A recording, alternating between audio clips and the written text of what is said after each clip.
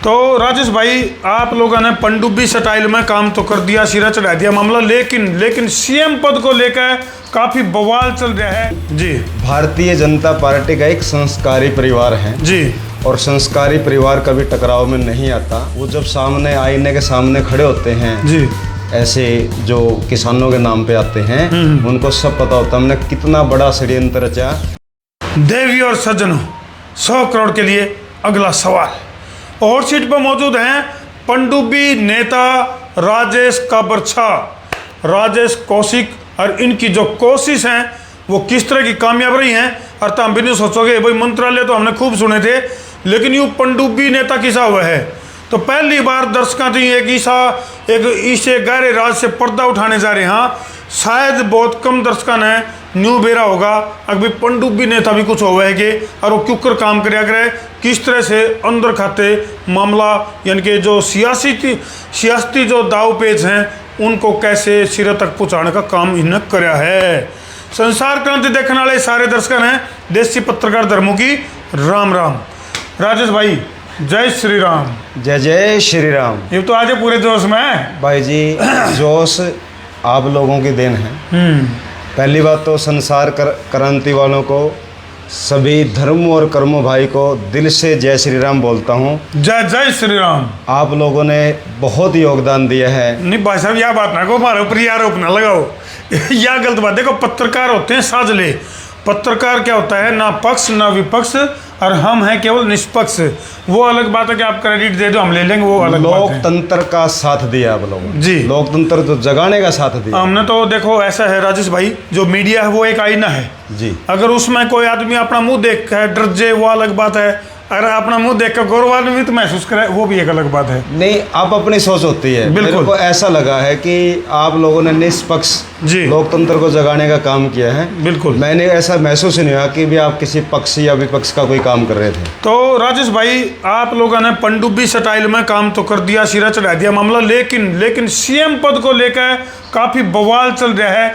यानी कि 17 तारीख की अगर मैं बात करूं, वो बात है, बोले भाइयों बहनों मेरे प्यारे देशवासियों, 17 तारीख को हरियाणा में शपथ ग्रहण समारोह है। और उससे ठीक पहले भाजपा में टकराव की स्थिति सुनने में आ रही है, खींचतान की स्थिति सुनने में आ रही है।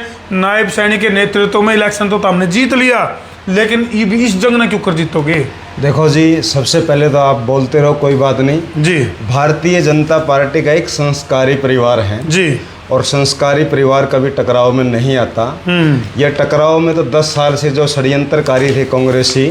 अच्छा, अभी ये षड्यंत्रकारी हो गए। षड्यंत्रकारी है, मैं प्रूफ दूंगा आपको। अच्छा, आप लोग ध्यान से सुनना। अच्छा जी। 10 साल से कभी किसानों को, कभी आरक्षण के नाम पे जी, कभी किसी नाम पे, हर चीज को भड़काने की अगर कोशिश की है कांग्रेस ने, तो आपके सामने है। कभी आंगनवाड़ी को एक भी ऐसा फील्ड नहीं छोड़ा जो वोटों के आसपास घूम रहा हो कांग्रेस पार्टी ने कि भाजपा के विरोध में नहीं खड़ा करा। नहीं, किसान नेता गुरनाम सिंह चड्ढूनी जी साहब, जिनके बयान को आप लोगों ने तोड़ मरोड़ कर पेश किया जी साहब, उनका कहने का मतलब तो यूँ था कि किसानों ने और इन जो मेहनत करी जी, जो सड़कों पे उतरे किसान जी, उसकी वजह से जो कांग्रेस पार्टी की अगर मैं बात करूं, हरियाणा का कांग्रेस का जो कैडर है उसका हौसला बढ़ा था।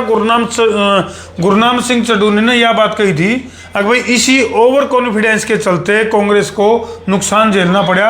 यदि कांग्रेस जो है ओवर कॉन्फिडेंस में ना थी, जिस तरह से किसान साथ में खड़े थे, उनको ये लगने लग गया था कि भाई अब तो हम आर पार की जंग जीत जाएंगे, ये था। लेकिन आप लोगों ने क्या कहा, अगर भाई गुरनाम सिंह चड्ढूनी ने कांग्रेस की पोल खोल दी।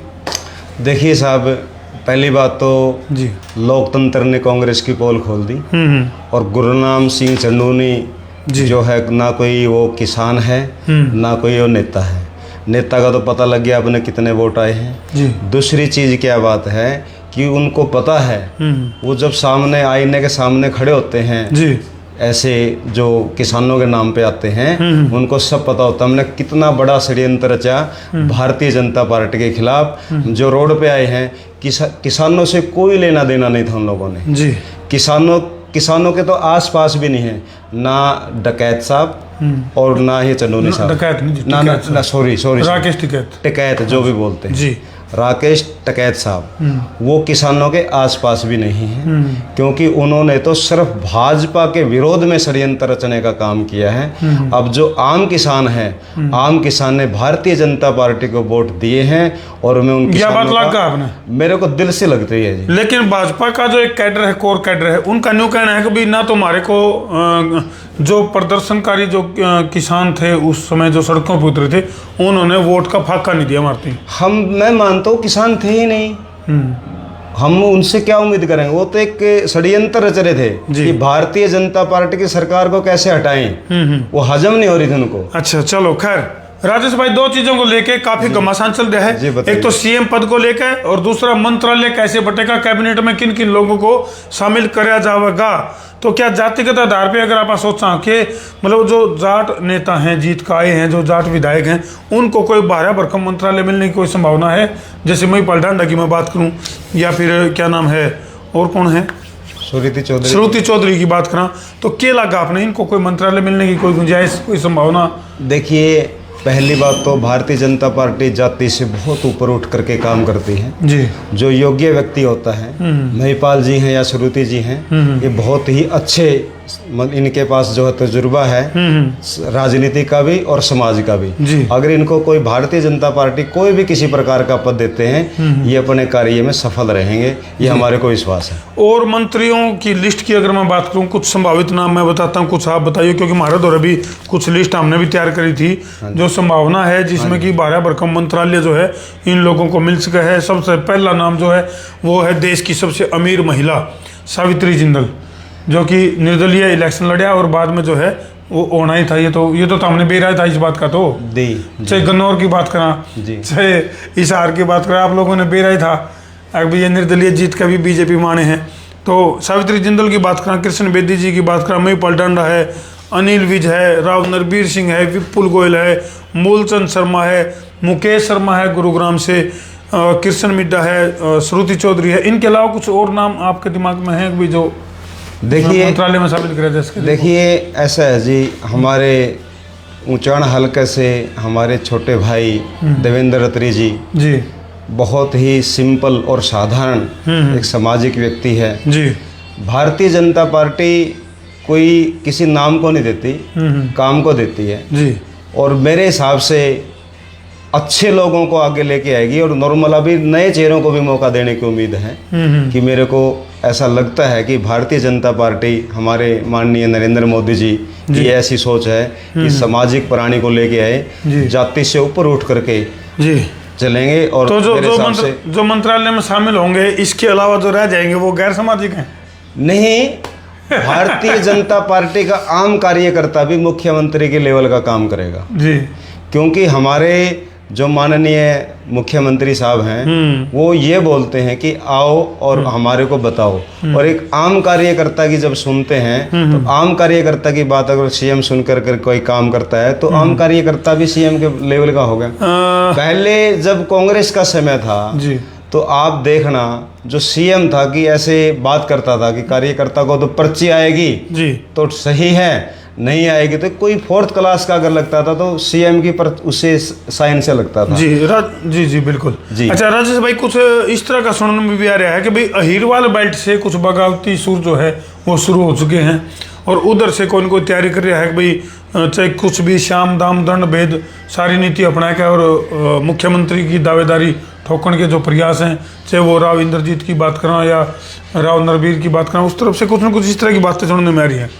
देखो साहब, ये जो कांग्रेसी हैं इनको कोई काम नहीं है, ये ईवीएम पे भी कुछ थोप रहे हैं और उधर से जो डिस्टर्ब करने का काम करते हैं, ऐसा कुछ भी नहीं है। भारतीय जनता पार्टी एक ऐसी संस्कार से बात करती है, यहाँ कोई किसी भी अहिरवाल का है या कोई किसी भी समाज का है, सबका योगदान बराबर है, कोई किसी प्रकार का टकराव नहीं है। और मैं सबसे पहले बोलता हूं कि राव साहब ने तो सबसे पहले ही जो है सैनी साहब का नाम लिया था, उनका सबसे ज़्यादा योगदान है जी सैनी साहब को जो है सीएम बनाने का। यानी कि भारतीय जनता पार्टी का ये जो दाव है ओबीसी को आगे रख के इलेक्शन लड़ने का या जाट नॉन जाट की राजनीति करने का, 35-1 का नारा देकर इनडायरेक्ट रूप से कहीं ना कहीं सत्ता में तो आप लोग आगे मैं आपकी बहुत कदर करता हूँ धर्मू भाई, प्लीज कृपा मतलब करके राजनीतिक चाणक्य का कांग्रेस कहना है ये। नहीं नहीं जी राजनीतिक चाणक्य कहाँ है? चाणक्य कभी राजनीतिक उसकी जातिवाद की बातें नहीं करेगा। जी 35 का नारा किसने दिया?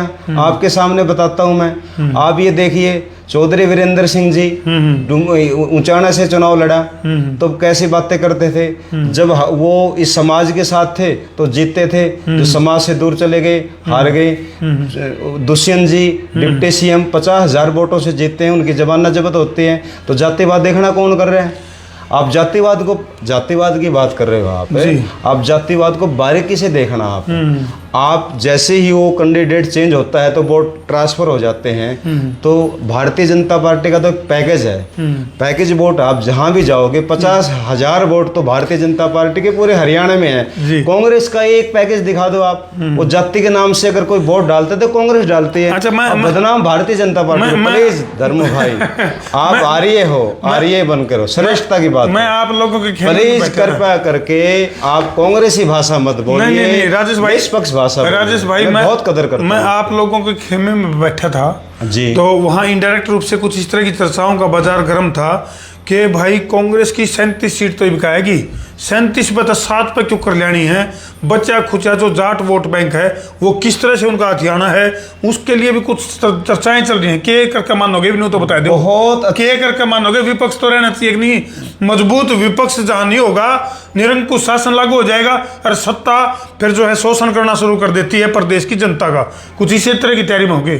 मैं आपको एक बात बताऊंगा, जो आम देश का नागरिक है, जो वोटर है जी, जो वोटर की भाषा सुनती हो वो विपक्ष का कोई काम ही नहीं होता। जो दिल की बात सुनती हो विपक्ष का कोई काम ही नहीं होता। दूसरी चीज एक बात बताने की कोशिश करूंगा, कांग्रेस पार्टी का आम कार्यकर्ता भी जिसको किसी प्रकार की नॉलेज नहीं है, मोदी के लेवल की बात करता है कि मोदी तो मतलब ये बेच दिया वो बेच दिया। आपको ये नहीं पता लगा भारतीय जनता पार्टी के खिलाफ कितना बड़ा षड्यंत्र चला और उसके बावजूद भी हरियाणा में पूरे बहुमत से बढ़िया स्पष्ट सरकार आई है। राजेश भाई हमने तो न्यू तक सुनने में आया है कि भारतीय जनता पार्टी ने अपने पनडुब्बी कार्यकर्ता आप जी से और मतलब बेस बदल के कांग्रेस में सलाहकार फिट कर रखे हैं। न्यूनतम तो कदे तो कुमारी शैलजा ने सीएम बनाते हैं, कोई किसी ने सिस्काते हैं, कोई किसी ने सिस्काते हैं।